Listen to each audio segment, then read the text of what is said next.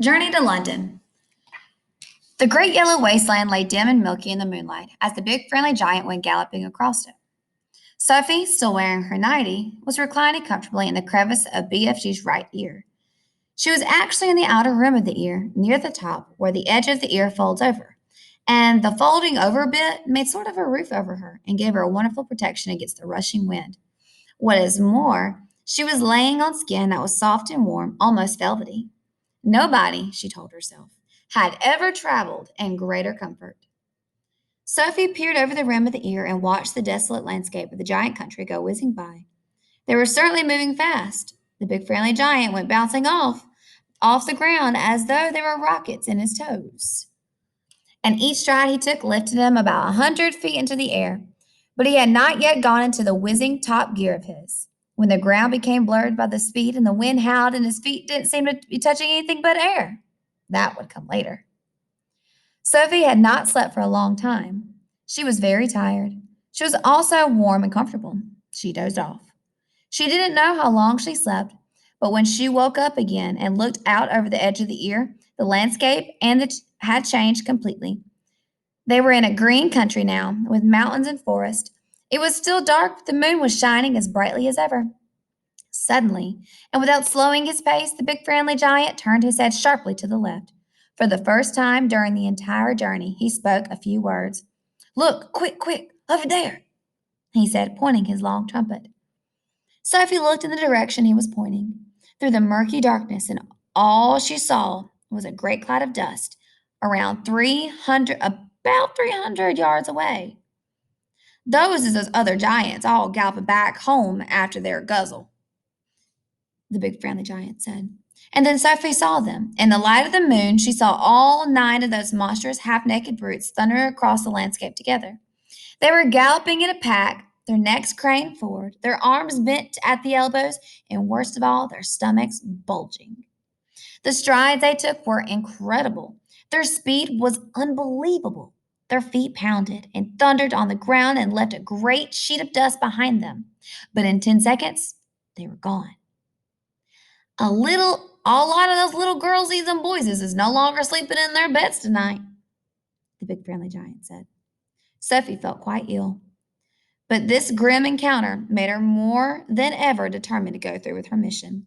It must have been about an hour or so later that the big friendly giant began to slow his pace. We's in England now, he said suddenly. Dark though it was, Sophie could see that they were in a country of green fields with neat hedges in between them. There were hills with trees all over them, and occasionally there were roads with lights of cars. Moving along. Each time they came to the road, the BFG was over it and away, and no motorist could possibly have seen anything except a quick black shadow flashing overhead. All at once, a curious orange colored glow appeared in the sky ahead of them. We's coming close to London, the BFG said. He slowed to a trot. He began looking around cautiously. Groups of houses were now appearing on all sides, but there was still no light in their windows. It was too early for anyone to be getting up yet. Someone's bound to see us, Sophie said. Never is they seeing me, the big friendly giant said confidently. Years forgetting that I've been doing this sort of thing for years and years and years. No human being is ever catching even the smallest wink at me. I did, Sophie said. Ah, he said. Yes, but you was the very first. During the next half hour, things moved so swiftly and so silently that Sophie, crouching in the giant's ear, was unable to understand exactly what was going on. They were in streets. There were houses everywhere. Sometimes there were shops. There were bright lamps in the streets. There were quite a few people about and there and were cars with lights on, but nobody ever noticed the BFG. It was impossible to understand quite how he did it. There was a kind of magic in his movements. He seemed to melt into the shadows. He would glide. That was the only word to describe his way of moving. He would glide noiselessly from one dark place to another, always moving, always gliding forward through the streets of London, his black cloak blending with the shadows of the night. It is quite possible that one or two late night wanderers might have thought they saw a tall black shadow skimming swiftly down the murky side street. But even if they had, they would have never believed their own eyes. They would have dismissed it as an illusion and blamed themselves for seeing things that weren't there. Sophie and the BFG came at last to a large place full of trees. There was a road running through it and a lake. There were no people in this place, and the BFG stopped for the first time since they set out from his cave many hours before. What's the matter? Sophie whispered in her under the breath voice. I's in a bit of a puddle, he said. You're doing marvelously, Sophie whispered. No, I isn't, he said. I is now completely boggled. I is lost. But why? Because we is meant to be in the middle of London and suddenly we is in green pastures. Don't be silly, Sophie whispered. This is the middle of London. This is called Hyde Park. I know exactly where we are. You was joking. I'm not, I swear I'm not. We're almost there. You mean we is nearly at the Queen's Palace? Cried the BFG. It's just across the road, Sophie whispered. This is where I take over. Which way? The BFG asked. Straight ahead. The BFG trotted forward through the deserted park. Now stop. The BFG stopped. You see the huge roundabout ahead of us just outside the park? Sophie whispered. I see it. That is Hyde Park Corner. Even now, when it's still an hour before dawn, there's quite a lot of traffic moving around Hyde Park Corner. And then Sophie whispered, in the middle of the roundabout, there's an enormous stone arch with a statue of a horse and a rider on top of it. Can you see it? The BFG peered through the trees. I is seeing it, he said. Do you think that if you took a very fast run at it, that you could jump clear of the Hyde Park corner, over the arch, and over the house and rider and land on the pavement on the other side? Easy, the big friendly giant said. You're sure? You're absolutely sure. I promise, the big FG said.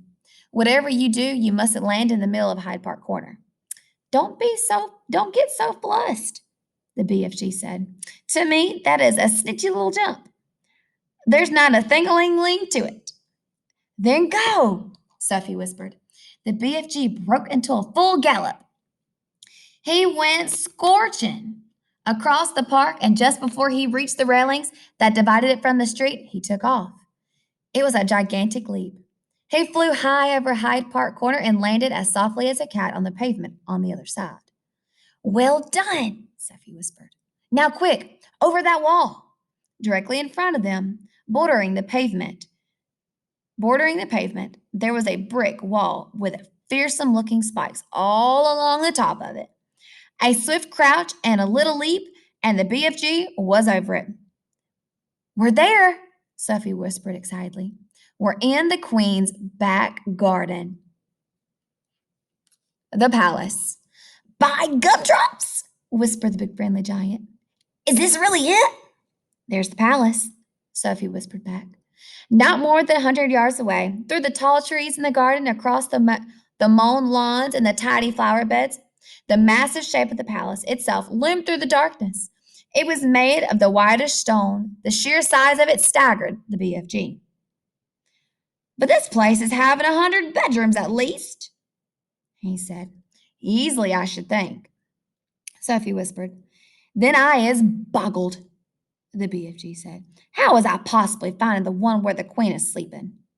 Let's go a bit closer and have a look, Sophie whispered. The BFG glided forward among the trees. Suddenly, he stopped dead. The great ear in which Sophie was sitting began to swivel around. Hey, Sophie whispered. You're going to tip me out. Shh, the big friendly giant whispered back. I is hearing something. He stopped behind a clump of bushes and he waited. The ear was still swinging this way and that, and Sophie had to hang on tight to it to save herself from tumbling out. The BFG pointed through a gap in the bushes, and there, not more than 50 yards away, she saw a man paddling softly across the grass. He had a guard dog with him on a leash. The BFG stayed as still as a stone. So did Sophie. The man and the dog walked on and disappeared into the darkness. You was telling me there was no soldiers in the back garden, BFG said. He wasn't a soldier, Sophie whispered. He was some sort of watchman. We'll have to be careful. I is not too worried, the BFG said. These big ears of mine is picking up even the noise of a man breathing on the other side of this garden. How much longer before it begins to get light? Sophie whispered. Very short, the BFG said. We must go pell-mell for leather now.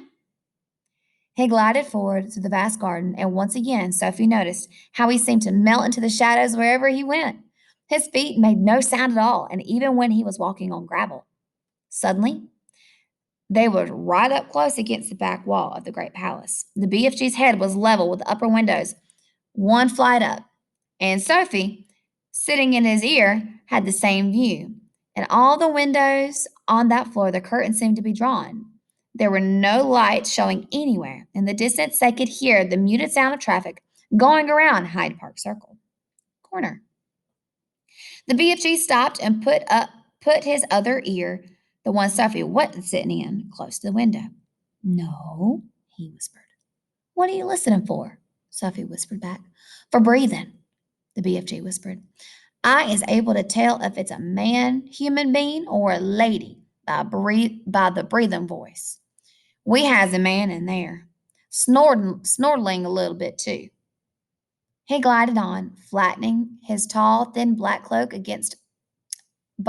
body against the side of the building. He came to the next window. He listened. No, he whispered. He moved on. This room is empty, he whispered. He listened in at several windows, more windows, but at each one he shook his head and moved on. When he came to the window in the very center of the palace, he listened, but did not move on. Ho, ho, he whispered. We has a lady sleeping in there. Sophie felt a little quiver run down her spine. But who? She whispered. The BFG put a finger to his lips for silence. He reached up through the open window and parted the curtains ever so slightly. The orange glow from the night sky over the London crept into the room and cast a glimmer of light on its walls.